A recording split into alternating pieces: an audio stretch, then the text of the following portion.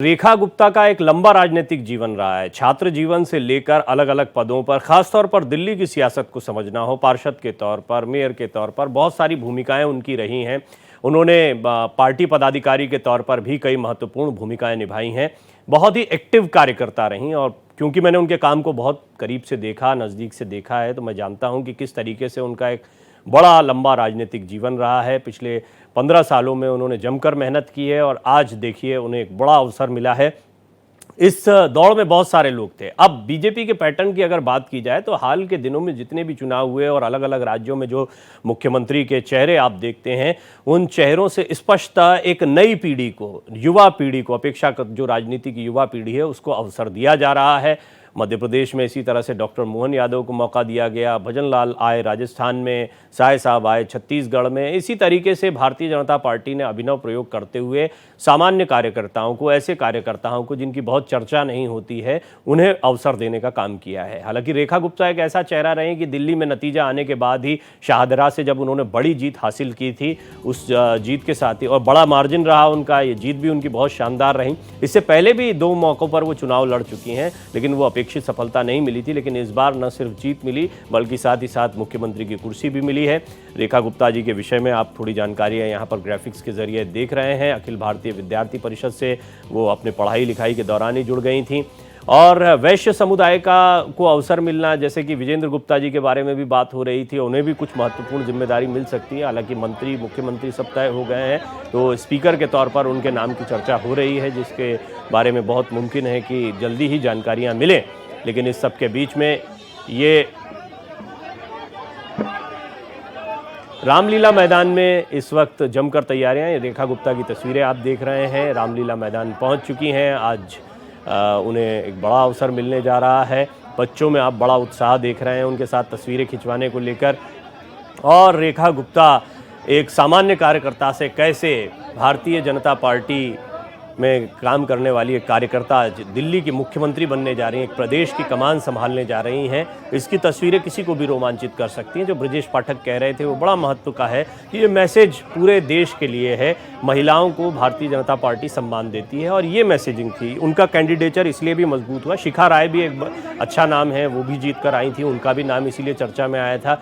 लेकिन रेखा गुप्ता अनुभव के लिहाज से देखा जाए, पार्टी में जो कार्यकर्ता के तौर पर उनका एक पूरा प्रोफाइल रहा है, उसके लिहाज से देखा जाए तो वो इस दौड़ में आगे मानी जा रही। तो जैसा मैंने आपको बताया कि वैश्य समुदाय से कोई चेहरा हो, ये भी एक दिल्ली में आमतौर पर माना जाता है।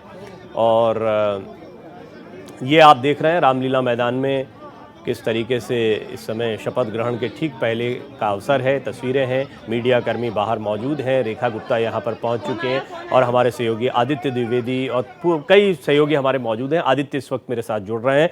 महान डिसीजन है क्योंकि महिला को और साथ में कार्यकर्ता को मुख्यमंत्री बना रहे हैं, तो इससे बड़ी बात क्या हो सकती है। मनीष सिसोदिया को हराकर ज्यादा खुशी मिली कि आज के दिन में खुशी ज्यादा है? आज के दिन की मुझे ज्यादा खुशी है। अच्छा। क्योंकि हार जीत तो चलती रहती है, लेकिन ऐसे डिसीजन जो नरेंद्र मोदी जी ले रहे हैं, अमित शाह जी ले रहे हैं, जेपी नड्डा जी ले रहे हैं, इससे अच्छा डिसीजन नहीं है। अच्छा, आपने कभी सोचा था कि मनीष सिसोदिया को हराया था तो आपको मिलेगा मंत्री पद? ऐसा तो उम्मीद होगी आपको कि मनीष सिसोदिया को हराया? तरविंदर मारवा जब से राजनीति कर रहा है, मेरे को 46 साल हो गए हैं, कभी सोचा नहीं है मैंने।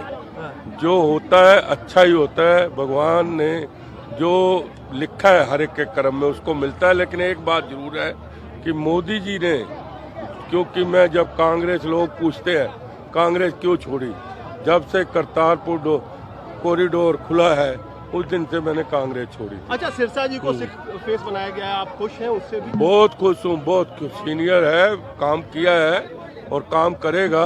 हम सब मिलकर काम करेंगे। जो प्रधानमंत्री नरेंद्र मोदी जी ने गारंटी पे गारंटी लोगों को दी है, वो घर घर जाकर पहुँचाएंगे। और सबसे बड़ी बात कि मैं तरविंदर मारवा किसी का 1 रुपया खर्च नहीं होने दूंगा गरीब आदमी का। ऑनलाइन आप तरविंदर सिंह मारवा को सुन रहे थे। तरविंदर सिंह मारवा ने मनीष सिसोदिया को हराया है। वो 65 वर्षीय हैं और कांग्रेस से आए थे। इसी तरह अरविंदर सिंह लवली बड़ा चेहरा थे, तो ये माना जा रहा था कि इनमें से कोई, लेकिन सिरसा जी को मौका मिला है। आदित्य, अगर आप मेरी आवाज़ सुन पा रहे हैं तो पहले तो अभी क्या चल रहा है वो थोड़ा सा बताएं, और क्योंकि बहुत लोग उत्साहित हैं, किस तरह की तैयारियां हैं, कौन कौन पहुंच गया है? रामलीला ग्राउंड में प्रवीण जी भारी संख्या में महिलाएं पहुंच रही है और महिलाएं जो नारेबाजी कर रही है वो महिला शक्ति को लेकर के नारेबाजी कर रही है। बहुत खुश है कि रेखा गुप्ता को मुख्यमंत्री बनाया गया। भाजपा ने अपने 21 शासित राज्यों में, भाजपा या उनके शासित पहली महिला। मैं दोबारा आपके पास आऊंगा आदित्य, आपकी आवाज़ साफ नहीं सुन पा रहे हैं। प्रवेश वर्मा की ये तस्वीरें आप देख रहे हैं, वहां पर लगातार मीडिया उनसे सवाल पूछना चाहता है। प्रवेश वर्मा से अभी जब वो घर से निकल रहे थे उस समय पूछा गया कि कार्यकर्ताओं में उत्साह क्यों नहीं, उन्होंने कहा बिल्कुल उत्साह है, ये मीडिया का आकलन है, हम बहुत उत्साहित हैं। दरअसल प्रवेश वर्मा के जितने समर्थक हैं उन्हें पूरी उम्मीद थी कि प्रवेश वर्मा ही दिल्ली के मुख्यमंत्री बनेंगे। उनका कैंडिडेचर भी बड़ा मजबूत रहा, हालांकि उन्होंने खुशी जाहिर की। उन्होंने कहा एक बहुत अच्छा डिसीजन है, मैं पार्टी का एक अनुशासित कार्यकर्ता हूं और अंतिम सांस तक पार्टी के साथ लगातार बना रहूंगा, ये बातें भी उन्होंने कही है। उस सबके बीच में आप रामलीला मैदान की ये तस्वीरें देख रहे हैं। भगवा टोपियों से सजे हुए कार्यकर्ता बहुत उत्साहित हैं, बड़ी तादाद में, जैसा आदित्य बता रहे हैं। महिलाएं भी यहाँ पर पहुँच रही हैं। दिल्ली में प्रधानमंत्री नरेंद्र मोदी जी के नेतृत्व में विकास की और विश्वास की एक नई कहानी लिखेंगे। उसी के तहत क्या फैसले होंगे? सबसे पहले अभी एक बार सरकार को बनने दीजिए, फिर एक एक करके फैसले सारे होंगे, लेकिन जो फैसले होंगे वो दिल्ली वालों के बेहतर हित में होंगे। 10 साल दिल्ली ने जो दुर्दशा देखी है, भारतीय जनता पार्टी की सरकार उस दुर्दशा के कलंक को दूर करेगी।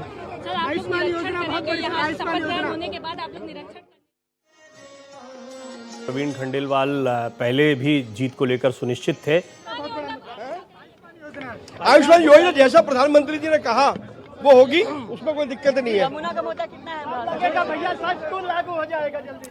कई सवाल हैं, यहाँ पर तमाम नेता पहुंच रहे हैं, मीडिया कर्मी उनसे सवाल पूछ रहे हैं। आपने जैसे सुना अभी, यमुना का मुद्दा जो है वो कितना इंपॉर्टेंट रहेगा, लेकिन आज की हीरो हैं रेखा गुप्ता और सभी लोग उनके साथ तस्वीरें खिंचवाने को लेकर भी उत्साहित हैं।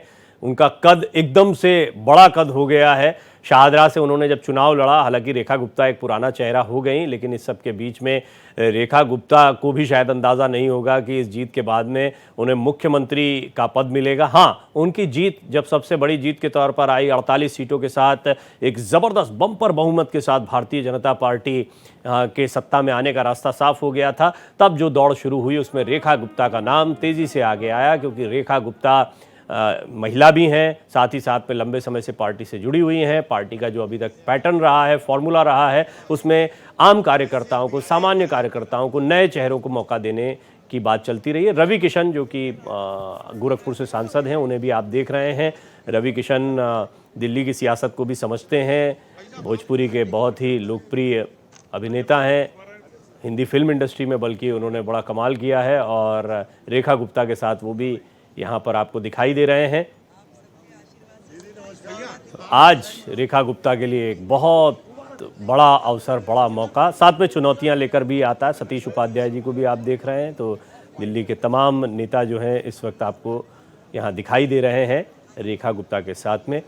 और ये अवसर है रामलीला मैदान पर शपथ ग्रहण समारोह से ठीक पहले का। थोड़ी देर में यहाँ पर तमाम राज्यों, बीजेपी शासित राज्यों के मुख्यमंत्री पहुंचेंगे। प्रधानमंत्री नरेंद्र मोदी, गृह मंत्री अमित शाह भी यहां पर होंगे। नहीं, मेरे मंत्रिमंडल में नहीं, मंत्री बन गए हैं।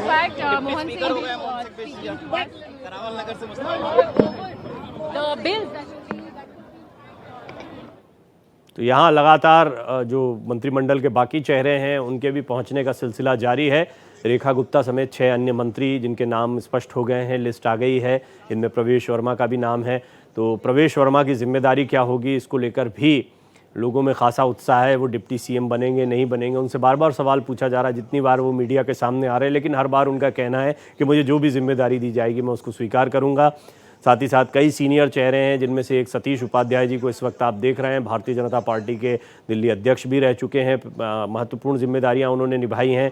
साथ ही साथ में विजेंद्र गुप्ता जैसे सीनियर विधायक भी हैं जिन्होंने आम आदमी पार्टी की आंधी के दौरान भी अपनी सीट को बचाए रखने में कामयाबी हासिल की थी। तो ऐसे कई चेहरे हैं, इनको क्या जिम्मेदारी दी जाती है, ये भी बड़ा महत्व का रहने वाला है।